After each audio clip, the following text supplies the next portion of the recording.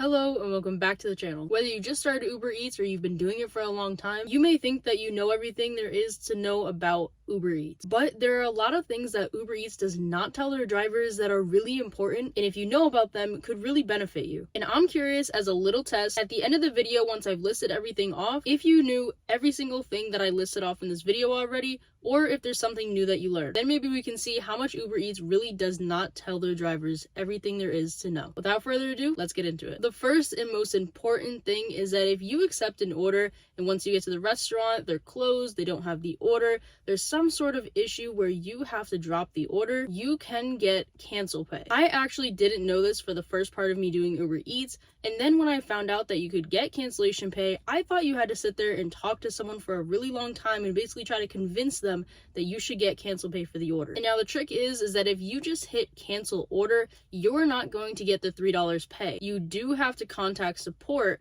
However, they do have a chat option, which takes only a minute to do at the most, and you can hit all the different buttons and eventually it will give you the $3, cancel the order for you, and you're all set. It's actually crazy that they don't tell drivers this. And a lot of the time, I feel like people don't feel like it is worth it to sit there and wait for the $3. They think they have to talk to someone on the phone or in the chat and kind of convince them, but really it's an automated chat and it literally takes under a minute to do. So remember, there are two ways to cancel the order. The first way is that you can hit, I think it's called report a problem, and then you can cancel the order, or if you want the $3, contact support and get your $3. The second thing that Uber Eats does not want drivers to know is that you can accept and decline as many orders as you want. Because you're an independent contractor, what that means is that you can choose the orders that you accept. Now remember that acceptance rate and cancellation rate are two completely different things. Acceptance rate is how many offers you accept out of the ones that they offer you. Completion rate is how many orders you complete once you've accepted the order, but acceptance rate does not matter. You are allowed to have that acceptance rate as low as you want, as high as you want, and Uber Eats doesn't want you to know this because they want you to take every single order or as many orders as possible, when in reality, because you're allowed to accept as many as you want, you can cherry pick and only accept the orders that you actually want to take and complete. The third thing that Uber Eats does not want drivers to know is that there are bonuses and promotions that you can get for completing orders. However, you have to sign up for them. This notification just popped up for me yesterday, and if you're like me, I often don't read notifications unless I'm really expecting something that's important. But if you read the fine print of the notification, it does say that you have to sign up for the bonus. So when you're in your app, you hit opportunities, and then you can see all the bonuses and promotions that there are available,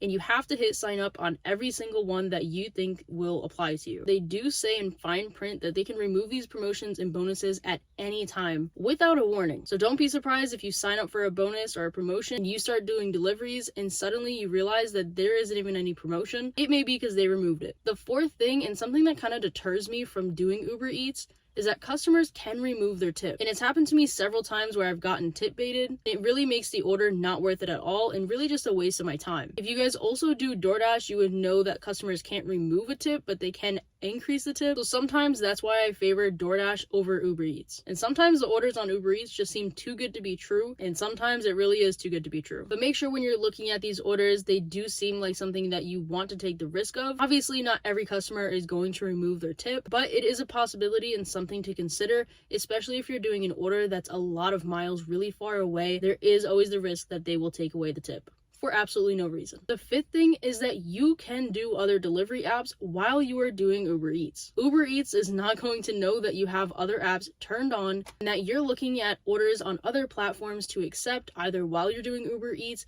or in between the orders. Multi-apping may not really be available where you are. There may just not be enough orders, or it just may make things too complicated for you, and that's okay. But the option is there, and you can have other delivery apps on while you're doing Uber Eats. The sixth thing is that if you want to do shop and deliver orders, which have been a decent amount of my high-paying orders that I've accepted, you do have to manually turn on shop and deliver orders. When I signed up multiple years ago, you did also have to manually order the card, I believe. So if it doesn't pop up when you're first signing up and just getting into the app, make sure you look for it, put your address in and make sure it's correct. And once the card comes in, then you can activate it in the app and turn on shop and deliver orders. And the thing is that if you didn't have shop and deliver orders, of course Uber Eats is not going to offer you those orders, so you may not know that they exist altogether. But they do, and they often are for CVS, Walgreens, Target, stores like that. And like I said, they have been at least half, if not majority of the high paying orders that I've accepted on Uber Eats. And I would say the system of shop and deliver orders on on Uber Eats is pretty simple. They also have a new feature where they show a store map of where the items actually are in the store, so that does make it a lot easier to find the items, so I do think it's worth it. And the seventh and final thing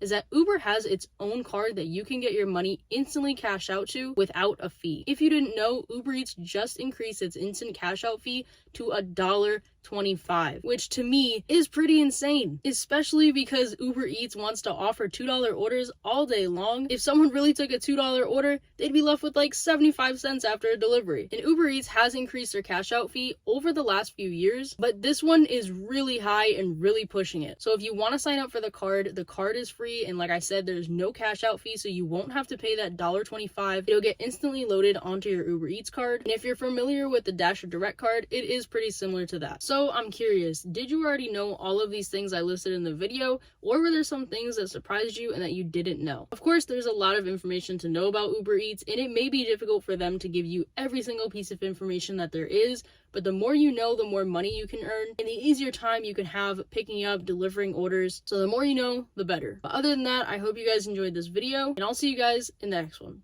Bye.